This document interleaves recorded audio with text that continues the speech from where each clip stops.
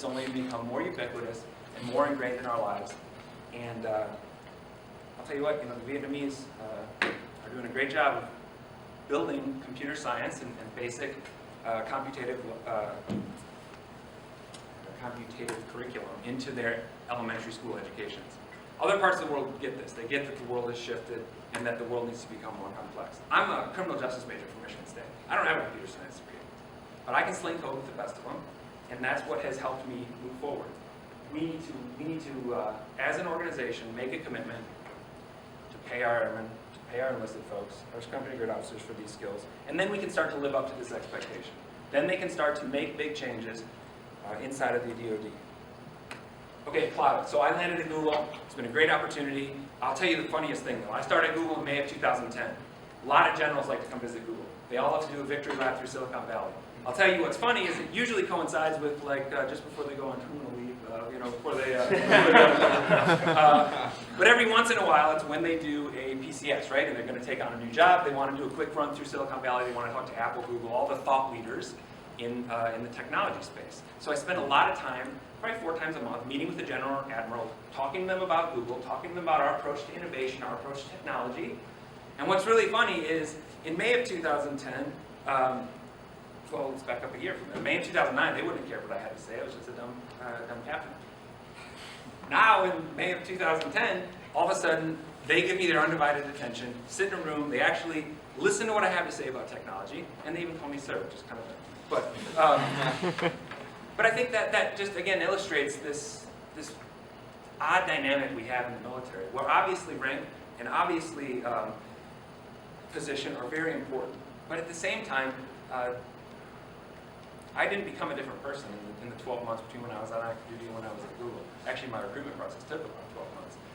It's just a different perspective. All of a sudden, when I wear jeans and a t-shirt and I'm on the Google campus riding some stupid little bike, then the general wants to know what I think about how he or she should store full motion video.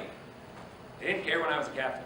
And I'll tell you, Google, 72 hours of full motion video uploaded to YouTube every minute. 72 hours of full motion video uploaded to YouTube every minute. There are very few organizations in the world who have the technical architecture, the technical competencies to deal with that much data. And it's kind of funny when you read about how the Department of Defense is struggling with all this full motion video they're getting off of 60 or 70 drone sorties. This is just the world we live in. So a couple other things from the Google culture that I thought were interesting and insightful. Engineers at Google, product managers at Google, everybody is encouraged and given extra time, not really given extra time because we set our own schedule, but we're encouraged to take time to experiment, take time to tinker, take time to just try new things. How many of you use Gmail today? Gmail is the outgrowth of 2 Google engineers around a water cooler 7 years ago going, Microsoft Outlook is just a piece of shitty software. And so what they did is they wrote Gmail. And they started building internal advocacy. They started growing this platform. And today there's 600 million people who use Gmail around the world for their daily email. I think there's a lesson in there about how we can culturally give our folks time to experiment, give our folks time to innovate. But if we're just giving them that time today without the right tools and the right skills to actually make a difference, that time's wasted. I'll tell you the key at Google, one is everything's an open application programming interface, so anybody can mash up Gmail and YouTube and they can come up with interesting ways to apply technology, and everybody has some level of technical competence to write some code and try some new things. Okay, so just one other point I want to make to you. Are all my slides off center? I don't know. That was centered when I started, or when I made this slide. Okay, I want to talk you through this concept of obfuscated complexity, okay? What's happening in our world, whether we like it or not, is really, really technical stuff has become very, very simple. So this picture right here is Google Street View. How many of you have used Google Street View? Okay, Google Street View, a project to collect high-resolution, ground-level imagery all over the world. Started, again, as one of these 20% projects, we call them. Just somebody innovating around Google. They've been working on Google Maps 4 days a week, and they decided, hey, 1 day a week, let's try to, how can we improve this mapping experience? So they put a camera on top of a bike rack, started driving around Mountain View in Palo Alto. Today, this program has now covered 15 million miles of road in 50 different countries. But that image, if I want to show you the Boost School of Business, I load that image, that's 128, maybe 200 kilobytes of data that I just transferred across the mobile network. It's nothing, it's a simple picture, right? But it turns out there's a lot of complexity behind that image. Okay? That car right there is the hallmark of the Street View fleet. It's a Subaru Impreza. The mast on top of that car has 15 high-resolution cameras. Every 60 feet, that car is taking a 52-megapixel mosaic. That mast has 3 LiDAR sensors, so at any given millisecond, that car knows exactly what the terrain looks like in the X, Y, and Z axis around it. That car has 3 IMUs, 3 GPSs. It's collecting all of that data on a constant basis. And then it has odometrics on the wheels, so at any given point, you know how far forward or how far back those wheels have run, how far left or right those wheels have slewed. And all of that data is being pumped onto a hard drive, and at the end of the day, and this thing fills up like 3 terabyte hard drives 3 or 4 times a day, those hard drives are shipped back to a Google data center, and we take all of that data, we run through it with really complex algorithms, all to make sure that that stupid picture is in the right place when you do a search for the Booth School of Business. So the end user, like my mom, when she wants to see what the parking looks like in front of a Starbucks, she can pull up Street View and take a look. But increasingly, the level of engineering and the infrastructure to deliver this sort of experience is extremely complex. Just as a side note, Google's done lots of other projects recently. Now we're collecting trails, collecting internal maps as well. But this is the way these programs grow, and this is the way that they kind of indigenously expand. But you have to have the technical skills to get started down that road. And eventually what we end up with is that picture you saw there. Okay, a couple other thoughts. There's this interesting phenomenon between the 10th and 17th century where people making maps would put these mythical creatures on places of the maps where they didn't know, they didn't really know what was there. They didn't have data. But largely it was to scare other people from going into that area, right? There were these map monsters. And what I really like about this map monster equation is that I think this is what happens in technology, is we hear things like the comm squadron saying, you can't publish that information due to an OPSEC violation. Don't go near that monster. It takes people who are going to challenge conventional wisdom, who are going to set sail in a different direction, and we're going to go find out if there's really some sort of giant sea serpent around that next point. Just a couple other things on architecture I didn't mention. I don't think I mentioned in technical debt. Someday, if we all sat around today and we said, okay, we want to create an information technology network, and we want to make sure that only certain people have certain roles and certain privileges, certain rights. How many of you think we'd come up with something that looks like NIPRNet, CIPRNet, JWICS, NSANet, BICES? That's technical debt, right? The technical debt there is that we've inherited all these networks. How many of you have an iPad? If you put on that data protection feature of your iPad, it encrypts your data on the iPad at 256 bits with a 256-bit AES encryption algorithm. Guess what? That's the same encryption standard that CIPRNet uses. That's interesting. Would we even create a CIPRNet or a JWICS today? No. And so that's the technical debt we can't overcome, right? And so that's almost just a different map. It's not even a monster, it's just the maps we have today don't make sense. And those are challenges that we as young, motivated individuals probably can't solve. It's going to take policy recommendations to our elected leaders, and it's going to take probably a come-to-Jesus moment with our senior leaders at some point when they realize the way we're running this organization is just incompatible with the current standards for technology use in the enterprise. Okay, a couple other things. This always drives me nuts, and we talked about it here. The meaning of innovation has basically become useless because it's overused, right? This is a tweet, and I don't care about the guy who tweeted it. It's just one example. Grinds my gears, as Peter Griffin would say. So this was in March of this year. This guy, he says, hey, it's $1 million aerostat. It got a rip. They fixed it with $20 in tape. That's pretty cool. But they call it innovation. And that, for me, again, that's that low-level, kind of first tier of innovation. Is that truly innovative? So I always go back to this, right? And so in 1964, I always go back to pornography. That's what I'm going to reference here. Pornography. Why is it important? Because in 1964, this dude, Nico Jacobellis, was in Ohio and he wanted to show a movie. It turned out that movie had kind of a steamy sex scene. He ends up getting sued by the state of Ohio.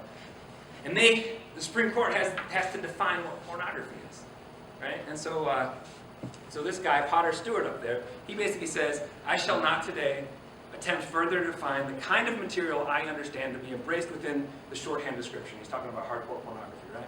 He says that perhaps I'll never succeed intelligently doing so. But I know what it is when I see it, and the motion picture involved in this case is not that. So I think we should all distill this down to Sean Madey's recent recent adaptation, which is I can no longer define innovation, but I know it when I see it, and this is not it. And I think if we hold ourselves to this standard, right, we should laud ingenuity. We should laud the people who take the next step, but we shouldn't pat ourselves on the back for an innovation that isn't truly a shift in the paradigm or a jump to that next curve of technology. That's all I want to talk to you about today. I hope I've pissed at least a few of you off, and I'm happy to sit around and take any questions or engage in any dialogue as you see fit. Sir? You said that Googlers are encouraged to innovate, tinker, invent, think. Do they still have Google time? Is there a formal way of doing that? Because I heard it had been abolished and I could never quite find out what's true. Yeah, no, it's absolutely, internally, what's different about Google is that nobody punches in, right? There's no concept of day or work day. You work and you do your work, and you're encouraged to so it's nothing as formal as take 20% of your time, or take Friday and do something innovative. But it's absolutely still encouraged, it's absolutely still done. Guys on my team are working on all sorts of crazy projects, some of which are going to be moonshots, some might make it, some are maybe destined for failure, but it's absolutely part of the corporate culture. So it's enculturated, not formalized, not blocked, and... Nothing is blocked. Okay, so there's no way to measure whether you're doing too much or too little, but you look at the results. Look at the results, follow the data, right? So you create, this new cool feature for YouTube, back it up with the data. Then iterate on it, right? Then formalize it, then it becomes kind of part of somebody's portfolio of features. Sir? In your opinion, do you think that innovative culture at Google would exist without the top echelon kind of pushing that in? No, I mean, who knows, right? I mean, I think those people would exist somewhere else. What's interesting about Google is they have to provide this time to tinker because those motivated engineers will go somewhere else. They quite frankly have lots of options. And that's a challenge that when you contrast the US government or the military specifically and an organization like Google, one is Google gets to be very selective about the people they pick, right? 75,000 resumes a week, you can pick the cream of the crop. The other is that you got to keep those engineers interested and motivated. And Mr. Leibowitz, what was your last name? Yeah, you had spoke about this at great length, and I took some notes on your excellent lesson, but just about how you retain that leadership and how you retain that thought leadership in an organization. Those are challenges, fortunately, I don't have to solve, but I am downstream of them and get to live in that ecosystem where I can kind of play with whatever I want. Anybody else? Ma'am? So Google's a big organization as well, so now you got these great innovators over here that are spending time creating things. How does that move? How do those ideas move up the chain so that they can be in that? Yeah, so a lot of it is informal, informal forming of groups, right? It's a lot of just getting buy-in. You can have the coolest project in the world, but there are very few instances where somebody will say, engineer 1 and 2, go work on that project. You have to build that advocacy internally, right? So it's come up with a great idea, socialize it, maybe over lunch, maybe have a formal tech talk, maybe pitch a few of your friends and colleagues, but build that advocacy and get somebody to put some money behind it. It's a big internal selling process. It's very interesting. Sir?